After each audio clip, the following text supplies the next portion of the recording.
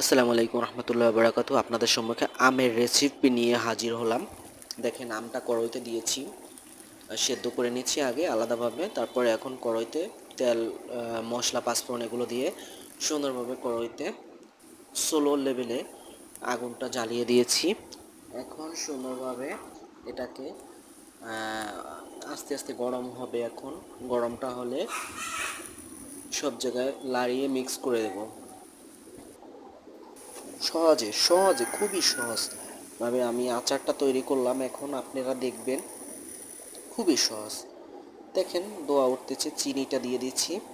হ্যাঁ, চিনিটা এখন নাড়া দিলে পরে একটু পানি পানি ভাব হবে। তো এখন এইভাবে আস্তে আস্তে পুরা জালটা দিয়ে দিচ্ছি। এখন দেব ভিনেগারটা।